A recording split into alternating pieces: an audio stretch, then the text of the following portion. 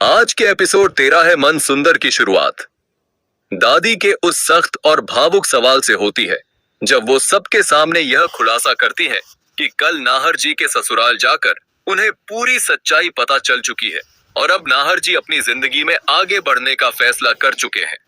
दादी साफ शब्दों में रूही से पूछती हैं कि जब नाहर जी आगे बढ़ना चाहते हैं तो वो अकेले उसी मोड़ पर खड़ी रहकर अपनी जिंदगी क्यों रोक रही है। दादी मानती हैं कि किसी औरत के लिए यह संभव नहीं होता कि वो अपने पति को किसी दूसरी औरत और बच्चे के साथ देखकर खुश रह सके। रूही बार बार कहती है कि वो खुश है, लेकिन दादी उसकी आंखों की खामोशी पढ़ लेती हैं और कह देती हैं कि यह खुशी नहीं बल्कि मजबूरी है। दादी प्रतीक के पापा से भी सवाल करती हैं कि क्या किसी लड़की का यूं अकेले रहना सही है। माहौल और ज्यादा भारी हो जाता है जब दादी अपने बेटे निहार की इच्छा का हवाला देती हैं और कहती हैं कि वो तभी शांत होंगी जब निहार की दोनों बेटियां अपनी अपनी जिंदगी में खुश होंगी।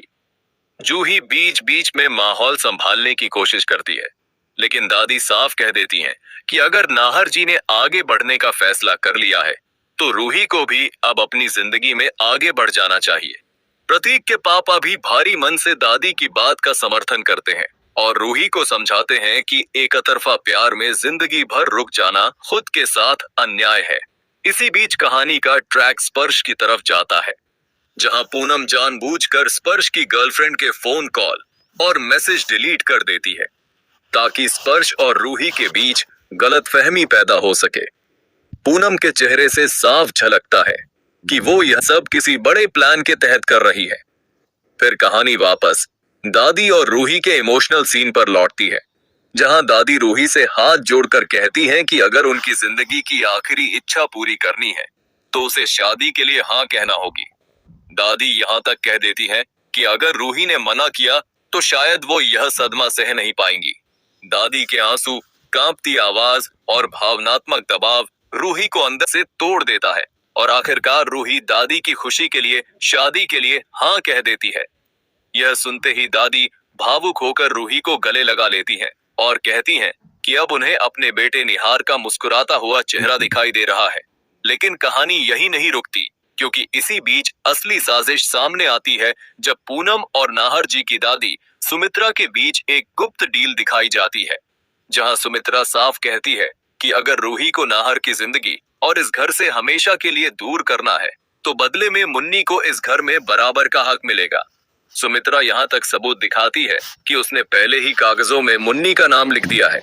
यह साफ हो जाता है कि रूही की शादी सिर्फ एक फैसला नहीं बल्कि एक सोची समझी चाल है ताकि नाहर और शीतल की शादी का रास्ता साफ हो सके। एपिसोड के आखिरी हिस्से में पूनम और दादी की बातचीत से यह इशारा मिलता है कि रूही की शादी बहुत जल्द करवा दी जाएगी ताकि वो हमेशा के लिए नाहर की जिंदगी से दूर हो जाए।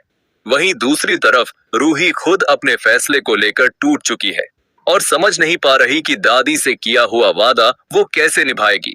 एपिसोड का अंत इसी भारी और सस्पेंस से भरे मोड़ पर होता है, जहां एक तरफ दादी और पूनम अपनी चाल में कामयाब होती दिखती हैं और दूसरी तरफ रूही की जिंदगी एक ऐसे मोड़ पर खड़ी है जहां हर फैसला उसकी पूरी जिंदगी बदल सकता है। अगर आपको 13 है मन सुंदर के आज के एपिसोड की ये लंबी और सच्चाई से भरी कहानी पसंद आई हो तो वीडियो को लाइक जरूर करें, अपने दोस्तों और परिवार के साथ शेयर करें और ऐसे ही टीवी सीरियल्स की डीप, रियल और इमोशनल समरी के लिए हमारे चैनल को सब्सक्राइब करना बिल्कुल न भूलें। यह वीडियो हमारे चैनल का पूरी तरह से ओरिजिनल वॉइस ओवर कंटेंट है।